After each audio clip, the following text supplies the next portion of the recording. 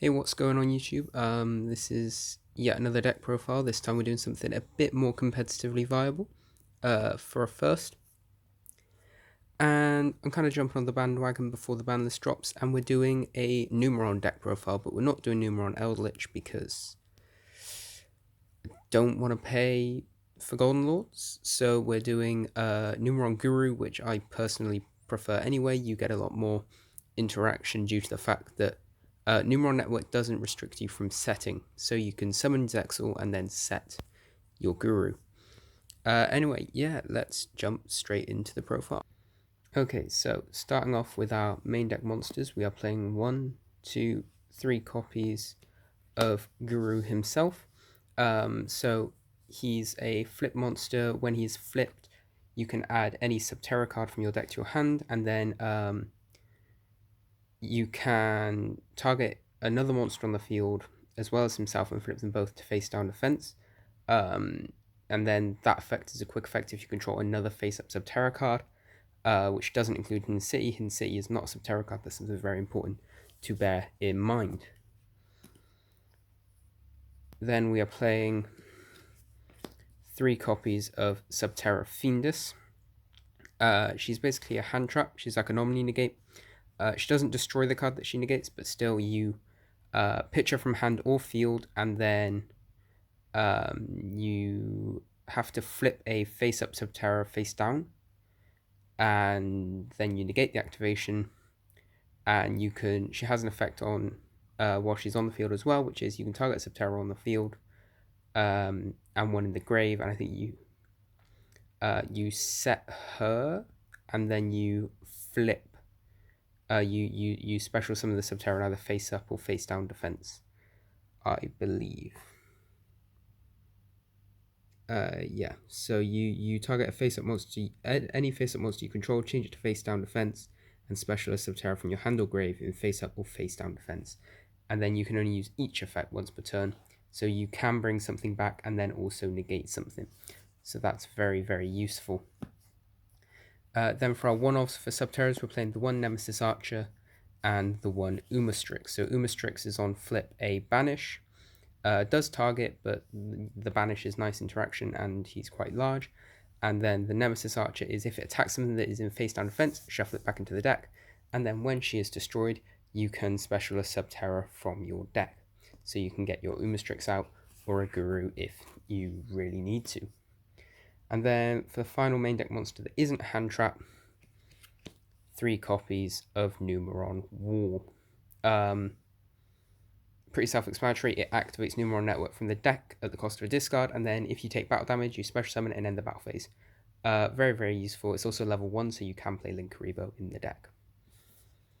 And then finally, in regards to hand traps, because you are going first deck, you don't play that many hand traps, but the one we are playing is 3 Ghost Ogre for the Numeron network that our opponent might be playing should we lose the die roll. This just stops that.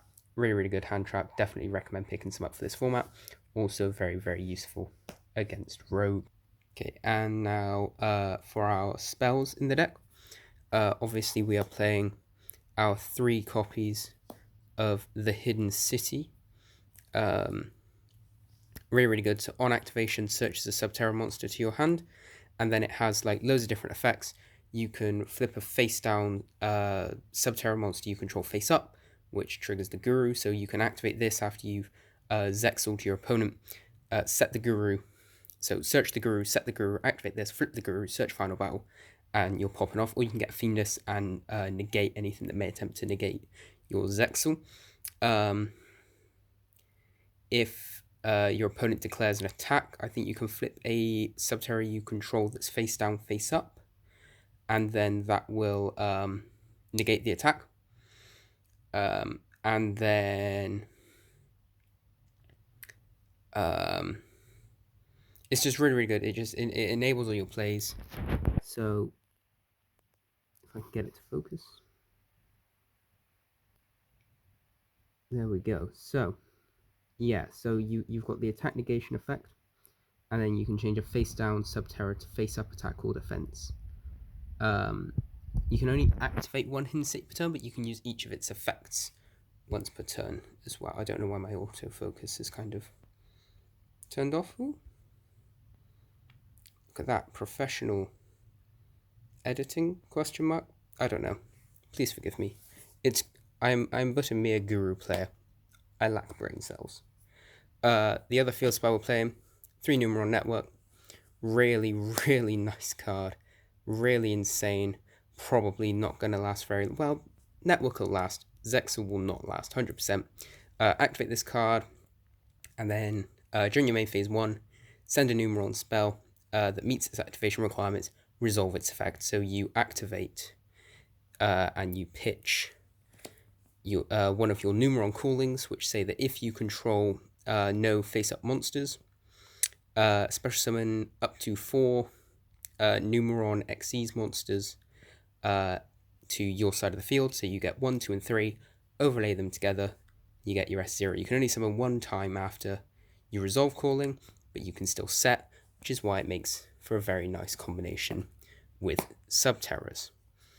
Then for draw power, 3 desires, it says draw 2. We're playing 6 field spells, let's play 7. Technically 10 if you're counting the 3 walls as a way to search. And then the last spell is 3 Forbidden Chalice. This is again for the mirror to stop the opponent's S0s. It also stops other things. You can play Imperm if you have them.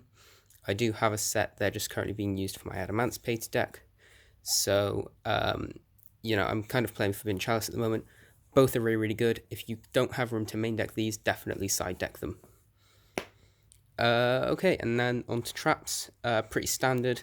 We're playing 2 copies of Final Battle. We're not playing Cave Clash. Not really any room for Cave Clash in this build because you've got all the Numeron stuff. Final Battle has 4 effects. Flip it face up, flip it face down. Make it so Subterror effects can't be negated. And make a Subterror you control's attack equal to its combined original attack and defense.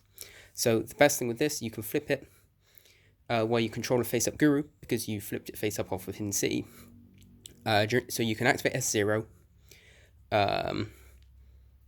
activate this, declaring that you can't negate if your opponent's attempt. So you activate S0, your opponent like gammas you or something, or veilers or imperms. If they imperm you, and you don't have a Fiendus in hand, you control your S0 you've just activated and a Guru. You can activate this, declaring the effect that Subterror monsters' effects cannot be responded to, and then chain the Guru and flip the S0 face down, and then it dodges the Imperm, I do believe. So that's why you play 2 Final Battle, because it's really, really good and gives you some really, really nice interactions in this build of the deck. Then for our Floodgates, these shouldn't surprise anyone. 3 TC Boo, decimates Adamantipator, decimates most decks this format actually. Really, really good against Infernobles as well when they drop, and should be pretty good against Dragma to stop spellcasters. 3 summon limit, everything is summoning multiple times, and also doesn't interrupt Numeron plays because you summon once to get your 3 or 4 Numerons, and then you summon twice to get S0 or Megaclops or something like that. And then the last continuous trap that I play is 2 copies of Crackdown. Just because you can steal your opponent's card, and then you have some room in your extra deck, so you do play like Nightmares, so you can link them off, do some nice things. Final cards, 3 Solemn Judgment. It's a negate, it costs half your life points, you don't care. You basically just want to stop them so that your S0 resolves, and then you can basically gain so much momentum that you are impossible to catch up to. So you play 3 Solemn Judgments, which is a 42 card deck, which is why you need the Pot of Desires and the Terraforming. You can play Memories of Hope, but it's kind of dead if you don't have access to Numerons, or if you've already resolved your Numerons. It's kind of, you really want to see it in your opening hand with a network or a wall. So I chose to play Desires instead, but as always, you can add to your list in any way you want. Right, moving on to the extra deck. Ooh, hello. Okay, so apologies for that. For our extra deck, we are running a very, very standard Numeron getup, which is 2 copies of number 1, 2 copies of number 2, 2 copies of number 3, and the 1 copy of number 4. These all have the same effect, which is detach a material to double the attack after it battles. Double the attack of all Numeron monsters you control after it battles, but because of network, you don't have to detach a material for Numeron monsters you control's effects to activate. So you basically get that for free, which makes them an OTK machine. You play 2-1-2-2-2-3 so that you can resolve them twice. Most of the things you want to actually use the Numerons for only require 3 materials, things like S0 and Megaclops. So that's why you're going to play the 1 Catvari, and Catvari is purely for if you are going for the OTK. But that's very, very standard. You'll see most Numeron decks running 2-2-2-1. And then we're playing the 1 Numeron Chaos Gate Sunya. Really, really nice going into time late game. You're playing a stall deck, you may end up going into time. The burn's very nice. And also just the fact that it just banishes the field. You know, sometimes that's all you need. So I like to play the 1, and it's a Numeron, so I do believe it gets the attack doubling from the other gates as well. And then here it is, the one that everybody loves and hates, or loves to hate, which is Utopic Zexal. Stupid card. When it's summoned, your opponent can activate cards or effects, and then during your opponent's turn, once per opponent's turn, quick effect, detach a material. Your opponent's cards and effects cannot be activated this turn. Gains 1,000 attack for each material, so you have a 3,000 that becomes a 2,000. Your opponent has to beat over it without using any effects, which is really, really hard to do.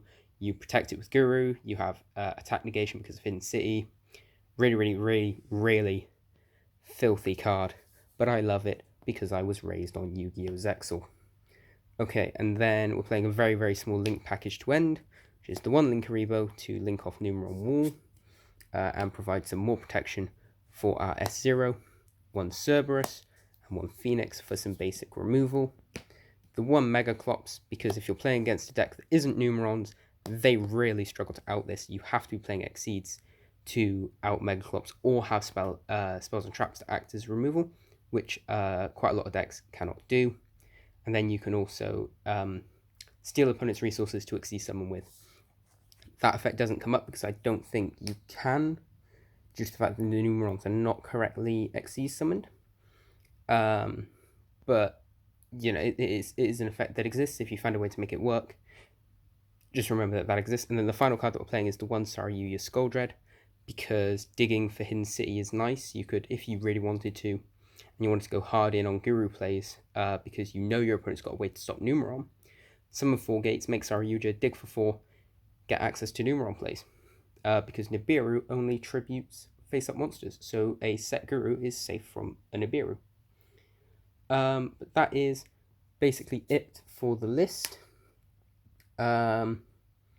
It's very, very fun. It's very degenerate. You are not going to make friends by playing this list, but you will definitely have an enjoyable time stunning your opponents out. As someone who started playing competitive with True Draco, this is very sort of similar, where you manage your floodgates to limit your opponents so that you can then just get so far ahead of them in terms of resources that they really have no choice but to sort of bend to your will. And then you just kind of smack them in the face with an Umastrix at 47. But that is it for today, guys. If you enjoyed, hit thumbs up, share the video. It all really, really helps in the long run. And then I think, honestly, unless I can throw together some decks, I'll try and throw together appliances, but I don't know, they're a bit bad. We might just be holding out until Phantom Rage, sadly, because I don't want to pay for Dragma.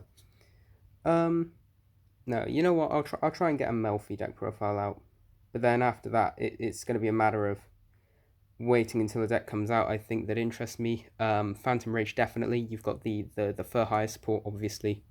Fan of that deck, so the new card's really, really cool. Helps you to dodge the impermanence. And then you've also got the Tri-Brigades, so the Zodiac deck that I posted before, you know, that gets way, way better with Tri-Brigade.